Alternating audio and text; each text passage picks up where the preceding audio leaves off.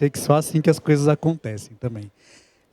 Falando nos pontos que a Daniele trouxe, principalmente a questão dos mercados de carbono, a gente sabe que o Brasil ele completou a transição na parte energética que muitos países sonham, ou que pelo menos almejam daqui a 20, 30, 50 anos, que é ter uma matriz energética limpa. A gente tem uma matriz de geração de energia que quase chega a 94% de energia renovável. Quando a gente pega a média dos países da OCDE, esse número não chega nem em 33%. Então, por isso que eu falo que a gente chegou aonde muitos sonham em chegar. O que traz grandes desafios para a gente, por um lado, mas grandes oportunidades, por outro, quando a gente se torna esse grande celeiro, esse grande potencial de captura de carbono do ponto de vista de remoções baseadas em soluções naturais ou a própria restauração. A Letícia Guimarães, mais uma vez, é uma brasileira, como comentei, que trabalha há muitos anos nos organismos internacionais. Agora ela trabalha no Programa das Nações Unidas para o Desenvolvimento. Gerencia essa parte de mercados de carbono fora do Brasil, né? Então ela tem uma visão global do tema. Teve a oportunidade de trabalhar no Ministério do Meio Ambiente, num período ali que a gente teve o contato também de trabalho conjunto, na agenda de REDD+, na agenda de contato com os governos estaduais. Mas a pergunta para você, Letícia, é essa. Assim, na perspectiva do Acordo de Paris, né, das resoluções referente ao artigo 6º, como que você vê esse potencial brasileiro em comparação com outros países em relação aos créditos de carbono que podem advir desse processo de remoção do carbono da atmosfera por meio da restauração, por meio de florestas? Você que é uma pessoa que trabalhou tanto tempo também com a agenda de florestas, queria que você trouxesse um pouco essa perspectiva global do assunto e como que o Programa das Nações Unidas para o Desenvolvimento tem olhado para esse tema. Por favor. Obrigada, Nabil. Boa tarde a todos. É um prazer estar aqui com pessoas tão reconhecidas em suas respectivas áreas. Eu queria começar dizendo parabéns ao BNDES pela iniciativa, um banco nacional que realmente está colocando investimentos reais nessa agenda que é tão importante para a agenda global de clima como um todo, e agradecer o convite para estar aqui também. Bom, a agenda de restauração e mercado de carbono, ela é uma agenda que sempre foi pautada, mas que efetivamente, quando a gente fala de projetos em escala que geraram resultados, a gente tem poucos exemplos, né? E isso se dá ao fato da dificuldade de se estruturar esse tipo de investimento, não só no Brasil, mas no mundo como um todo. Então, essa cadeia, né, da restauração é algo que requer uma série de investimentos em termos de infraestrutura e no tempo, né, que o mercado de carbono por si só não reconhece. E os custos associados a isso são significativos, né, quando vai fazer uma restauração com espécies nativas, que tem aspectos de biodiversidade, com o envolvimento daquelas comunidades locais, o que a gente consideraria um ideal da restauração. A gente tem alguns exemplos interessantes de outros países que têm usado de programas sociais para incentivar comunidades locais a plantarem árvores, né? Então, isso foi feito na Etiópia. O Quênia tem um exemplo de um programa super interessante de mulheres que estavam investindo na restauração. A gente tem alguns exemplos desses programas no mundo, mas não na escala necessária para alcançar os objetivos que a gente ouviu aqui anteriormente. Dos pontos que eu queria ressaltar é que há sim demanda para esses créditos de carbono que vêm da restauração. A gente vê empresas como a Microsoft, como outras empresas, podia citar aqui várias, que estão mais interessadas no crédito que vem da remoção e primordialmente da restauração, do que em outros tipos de créditos quando se fala em soluções baseadas na natureza. Isso porque, quando a gente trata da restauração, a gente tem uma atribuição mais clara de causa e efeito, né? Você requer um investimento específico nessa cadeia produtiva, você tem uma área, você precisa de alguma segurança jurídica para você fazer esse investimento e você vai acompanhando esse progresso no tempo. Então, o fato de ser difícil também leva a um interesse maior por parte dos investidores em comprar esse crédito. Agora, chegar nesse crédito com alta integridade é um desafio enorme, em especial em países que ainda não têm essa infraestrutura, desde sementes até as mudas e como chegar, né, nas áreas que seriam feitas esses investimentos e o fluxo de caixa desse investimento. Quando você assegura a compra do crédito antes do investimento, você consegue mobilizar de alguma maneira esses recursos para empreender essas atividades. Mas ainda assim é algo extremamente difícil que requer pessoas que estejam realmente engajadas, e eu acho que é super importante que o BNDES está, de fato, trazendo essa mobilização de recursos que a gente não vê na mesma escala em outros fundos, como o Fundo Verde para o Clima e etc. Um outro fator que é super difícil nesses países é a temporalidade desses projetos, né?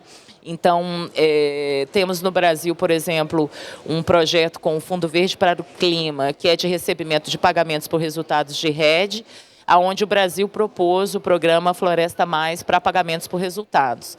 Dentro do Floresta Mais, haveria uma compensação pela conservação, mas também havia um componente de restauração.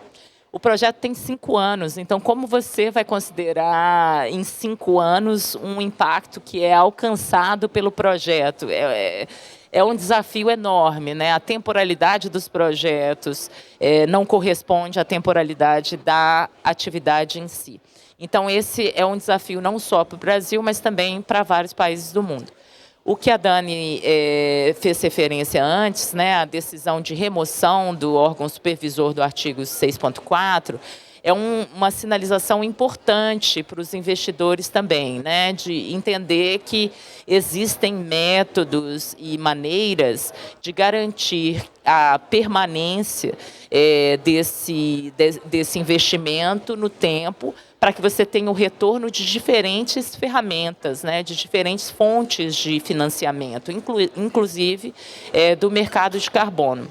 Agora, como o professor Nobre disse, na medida que o clima vai aumentando, os riscos vão além da capacidade daquele empreendedor ou daquele projeto de mitigar esses riscos. A gente está vendo na Amazônia incêndios florestais sem precedentes. E foge ao controle daquele gestor daquele território, essas variações de seca, né, e a intensidade do fogo que pode afetar esse investimento que foi feito anteriormente. Existem no mercado outros mecanismos também que podem ser explorados. Então, a questão do seguro, por exemplo, as seguradoras estão vindo um pouco mais e discutindo também potenciais soluções em parceria com esses outros mecanismos. Então, além de você ter uma alocação dos resultados totais, que a gente chama de buffer, né, para garantir que se você tiver um retrocesso ali na sua atividade, você pode compensar esse retrocesso com essa poupança, né, do carbono que você faz, você tem seguradoras que também estão dispostas a arcar com esses riscos. Eu acho que o Brasil é, de fato, um pioneiro nessa área, né? O Planaveg foi uma das políticas super interessantes de estruturar essa cadeia da restauração.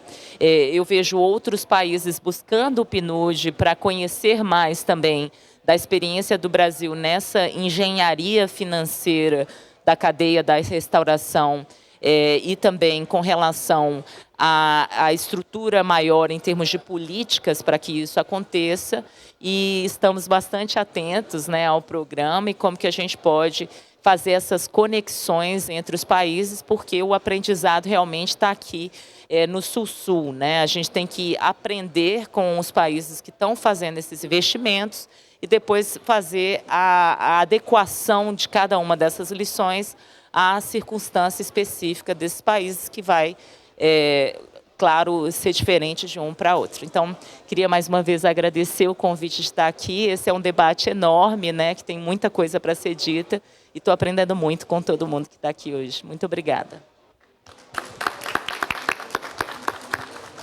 Letícia, obrigado pelos pontos que você trouxe, porque eles vão montando esse mosaico que é o trabalho relacionado à estratégia de colocar a floresta, as ações de restauração no centro de uma discussão de desenvolvimento, né, de desenvolvimento territorial, com uma visão de futuro, de redução de desigualdades.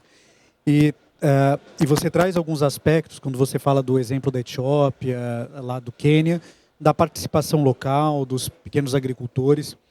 E a gente tem, eu digo que eu tenho assim bastante honra de ter aqui nesse painel, e ele sabe disso, Moisés sabe o quanto que a gente admira o trabalho que tem sido feito pelo Ministério do Desenvolvimento Agrário no Brasil.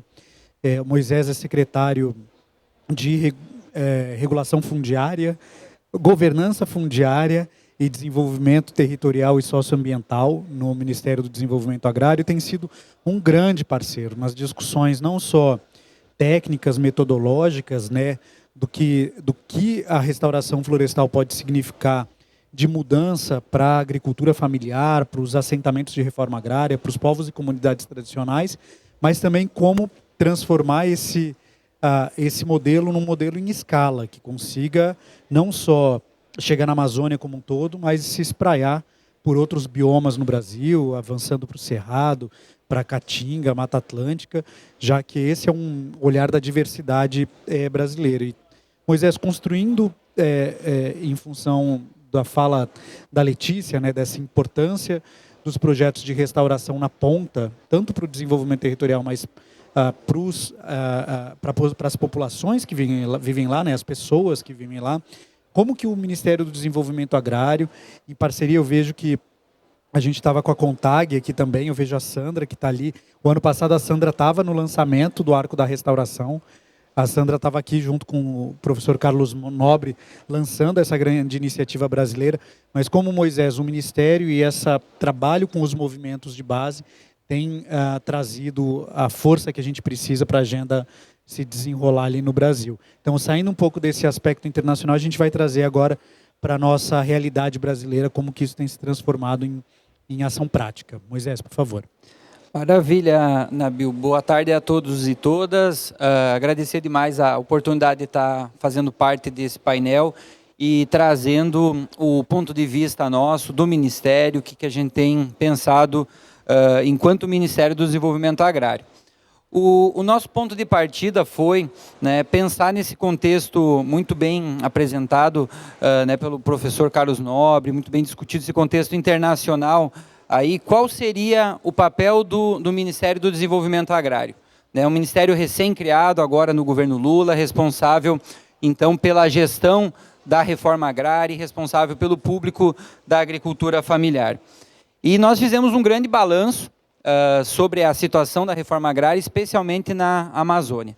E nós temos hoje, Nabil, 3.041 assentamentos da reforma agrária na Amazônia Legal. Isso corresponde a uma área de 57 milhões de hectares. Então, se fosse um país, nós somos maior do que a França. Um pouquinho menor que a Ucrânia, mas é um país de assentamentos da reforma agrária dentro da Amazônia Legal, onde que vivem 561 mil famílias. Então, algo em torno de 2,5 milhões de pessoas. Historicamente, a política de reforma agrária, a dita política de colonização, né, ao longo dos anos 60, 70, ela foi uma política extremamente perversa para a Amazônia, né? Então, a gente tem hoje um cenário que esses assentamentos, eles estão quase a metade deles eles estão desmatados, 47% sem vegetação nativa, e o principal uso do solo dessa área desmatada é a pastagem. Então, áreas que muitos em baixa produtividade, com baixo percentual de carbono nessas áreas. Então, nós olhando para esse cenário e trazendo um pouco da base de dados socioeconômica do norte do país, nós entendemos que é necessário não só pensar na restauração ecológica, que é fundamental e que tem que estar na linha de frente, mas pensar na restauração produtiva. Por que pensar em restauração produtiva? Porque essas famílias hoje, no norte do Brasil, é o pior índice de segurança alimentar que nós temos. Isso dados do início do governo. 25%, um quarto da população do norte do Brasil hoje vive algum índice de insegurança alimentar. E no início do governo Lula, 55% dessa população tinha insegurança de renda. O que é isso? Eles imaginavam, 55%, mais da metade, que a renda ia piorar nos próximos 12 meses. Então, um cenário que precisa de renda, precisa de alimento e precisa de floresta, que são 3 grandes objetivos do governo Lula. Acabar com a fome, gerar trabalho e renda e contribuir com todo esse debate. Então, nós construímos essa base, com base na leitura política do nosso ministro Paulo Teixeira, e propomos, então, um programa nacional de florestas produtivas.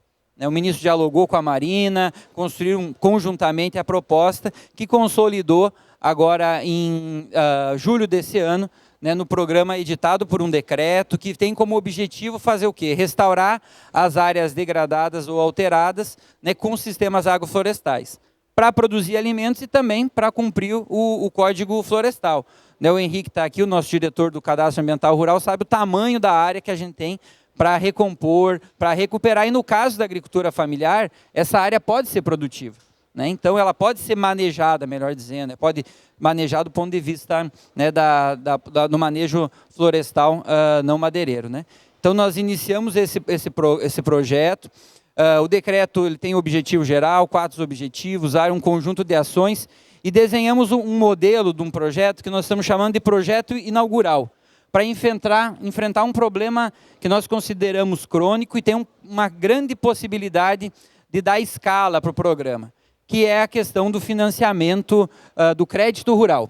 A maior parte hoje do crédito rural na Amazônia, da agricultura familiar, vai para a pecuária, vai para a produção de gado. Não tem problema, a pecuária tem que continuar existindo, ela existe fortemente na Amazônia, ela pode melhorar muitos índices de produtividade, inclusive diminuindo a área de pastagem, mas nós temos que ter um financiamento para a produção florestal e para a bioeconomia.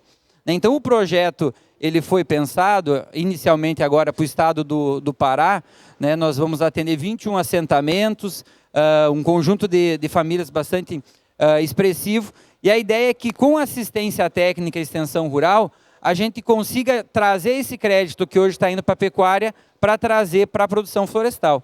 Nós temos um modelo pensado para o projeto inaugural, que para cada R$1 investido em assistência técnica e extensão rural, nós temos condição de trazer R$9 do crédito que não está indo hoje para a restauração florestal. Então, o que a gente está chamando de alavanca do crédito. Trazer esse crédito que está hoje indo para várias outras coisas e tem umas questões estruturantes para enfrentar, como o próprio financiamento bancário, trazer ele para a agenda da restauração. Então, esse projeto, o ministro vai assinar na próxima semana a autorização para as equipes de assistência técnica entrarem em campo, entrarem com a Embrapa, já tá nos dando suporte técnico-científico, e a ideia é, a partir desse projeto territorial, da escala. Nós somos parceiro do Restaura Amazônia Econabil, estamos contribuindo em apontar os assentamentos prioritários, em pensar a metodologia, em pensar a escalabilidade. E para vencer esse importante desafio, a gente tem que contar com inúmeros parceiros. E nós temos procurado esses parceiros, e que eu acho que, tanto do ponto de vista da sociedade brasileira, você citou a CONTAG, a Sandra que está aqui, tem um interesse muito grande. A CONTAG nos pautou, e por conta da orientação, da sugestão e da pressão da sociedade civil, o MDA bancou, e nós vamos ter um plano específico de adaptação para a agricultura familiar.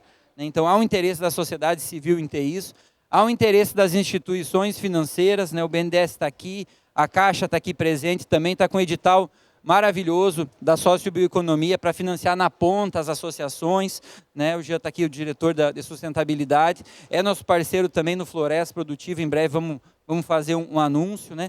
As empresas públicas estão interessadas nesse projeto, o pessoal da Petrobras está aqui também, né? A Petrobras é parceira do Restaura, está com um protocolo de intenções conosco para ser assinado muito em breve. Então eu acredito que a sociedade brasileira, o governo, nesse momento, né, nem sempre foi assim, né, a gente está com uma intenção muito grande de dar essa resposta, dada essa criticidade, né, que o professor colocou muito bem aqui, quão arriscado isso é para o futuro do Brasil, para o futuro do planeta, e como nós temos que agir agora, né? Então nós temos um plano de expansão já do Floresta Produtiva, a gente quer desenvolver o programa, mas criar uma grande agenda, que é o Floresta Mais, que é o Restaura, que o nome para nós pouco importa. O que importa é o resultado na ponta, é chegar em campo, né? E a gente espera daqui a um ano estar encontrando vocês lá em Belém, estar fazendo visita a campo nas primeiras unidades, nos assentamentos onde que o Floresta Produtiva vai estar sendo implantado, né? Tem assentamentos perto de Belém, que a gente fez estrategicamente, né, para levar vocês lá e conhecer essa importante iniciativa que a gente está desenvolvendo. Estou muito entusiasmado, mas sabendo do grande desafio que está posto aí para o governo brasileiro e para a sociedade responder. Obrigado a todos e todas. Obrigado, Moisés. A gente trouxe o Moisés como grande parceiro da iniciativa, lembrando que toda essa estratégia de florestas e restauração ela é feita em parceria, em conjunto com o Ministério do Meio Ambiente. Lembrar aqui a Fabiola, que tem sido parceira de primeira hora, junto com a secretária Rita. Ambas não puderam estar aqui presencialmente na COP, porque estavam cuidando lá dos assuntos no Brasil também e cuidando de finalizar as questões de Planaveg. A gente falou muito aqui da questão da parceria, de como que a gente mobiliza os recursos, como que a gente consegue transformar em realidade e em escala, porque eu acho que essa grande palavra é escala no território. E a gente também, de novo, tem assim fico muito feliz da gente ter a representante do CEBEDS, a Viviane Romeiro, aqui no nosso painel. O ano passado, no lançamento do Arco da Restauração, a Marina Grossi estava presente, era uma das representantes, junto com o professor Carlos, junto com a Sandra, no lançamento dessa grande iniciativa ali em Dubai. E para dizer o quanto que essa instituição, o CEBEDS, hoje tem 117 empresas, né, privadas, algumas públicas, também a Caixa também faz parte do CEBEDS, nós fazemos parte do CEBEDS, mais de 50% do PIB nacional, e o quanto que a gente, em parceria com essas empresas, a gente conseguiu levantar recursos, por exemplo, para o que é o embrião do que foi o Arco da Restauração, que foi o Floresta Viva. Petrobras, o Gregório está aqui, foi um dos parceiros doadores, é uma empresa parceira doadora, mas que conseguiu, num curto espaço de tempo, e aí Letícia e Dani, que trabalham aí nas agendas internacionais, sabem o quanto que é difícil a gente conseguir levantar dinheiro.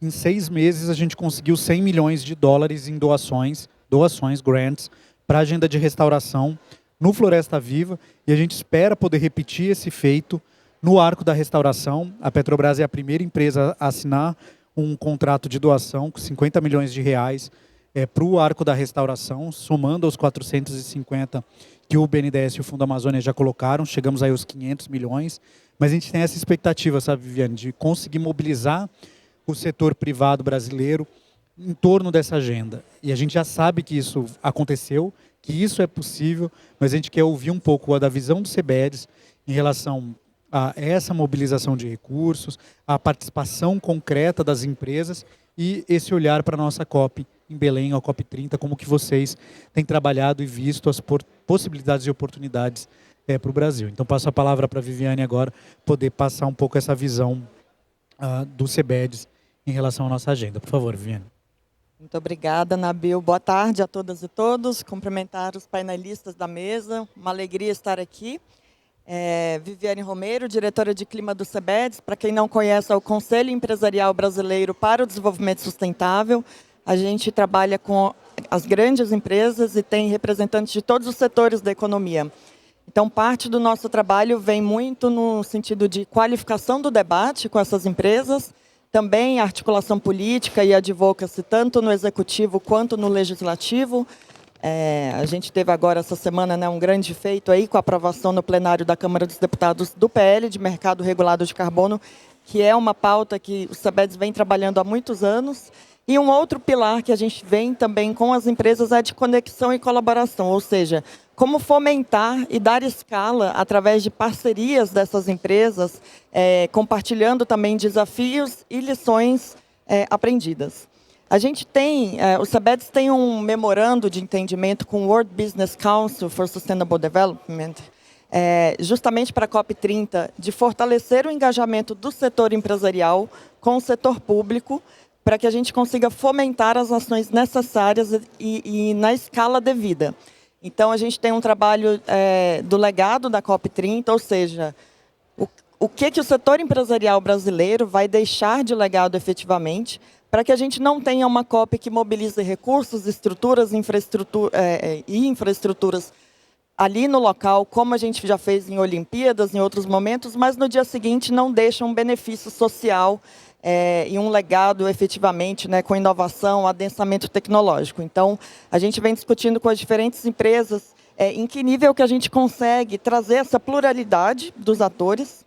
E um outro desafio também é como que a presidência da COP30 e Climate Champions ainda a serem, né, definidos, podem também, principalmente os Champions, ter esse olhar de business engagement que é fundamental para dar escala para investimentos climáticos. E o desafio da presidência da COP30 em dois níveis, né? Um, de olhar para a política doméstica, o que a gente vem falando de COP das florestas, como trazer a COP30, ressaltando as soluções baseadas na natureza, o que a gente tem de vantagem comparativa e vantagem competitiva, mas, por outro lado, o grande papel da presidência da COP, que é liderar, juntamente com as demais partes, um texto que vai trazer em algum nível, né, que traga o elefante para a sala, que é a transição gradual, o transition away from fossil fuel.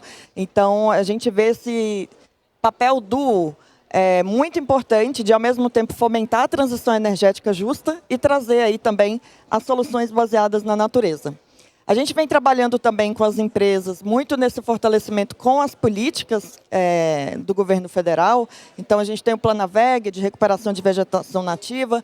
Ano passado, o Plano de Transformação Ecológica, o CBEDS liderou uma consulta com as empresas para a gente trazer os principais desafios e temas, né? O Plano de Transformação traz 6 pilares, e alguns deles muito relativos a essa agenda de restauração florestal, com um olhar tanto de biodiversidade, mas também de transição energética, soluções baseadas na natureza e de adaptação. A gente vem trazendo uma narrativa, dentro do possível, integrando clima, natureza e sociedade. Ou seja, como o setor privado pode contribuir para combater as 3 grandes crises simultâneas, né? A crise climática, a crise da perda da biodiversidade e e o combate à desigualdade social. Então, agora que a gente teve, né, anunciada a nova NDC, a Contribuição Nacionalmente Determinada, o CBEDS vem trabalhando juntamente com o MMA, com o MRE, para aproximar as empresas e traduzir um pouco mais essas necessidades e desafios. A gente tem os planos setoriais de mitigação e adaptação em curso e vem discutindo como criar sinergias entre esses planos setoriais e os planos de transição corporativos, que são fundamentais pelo lado do setor privado. E aí a gente entra num olhar também de fluxos de investimento.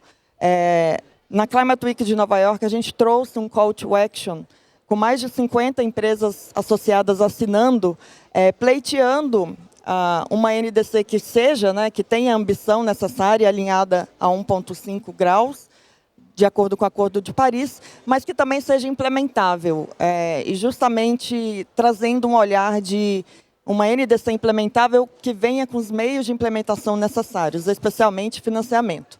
Junto com o Women Business Coalition e o World Business Council, a gente vem trabalhando num conceito de Investable NDC, ou seja, como traduzir melhor para os CEOs e CFOs o que significa na prática a NDC, e também internalizar na NDC, no Plano Clima, enfim, esse olhar de negócios também, que é fundamental para alavancar.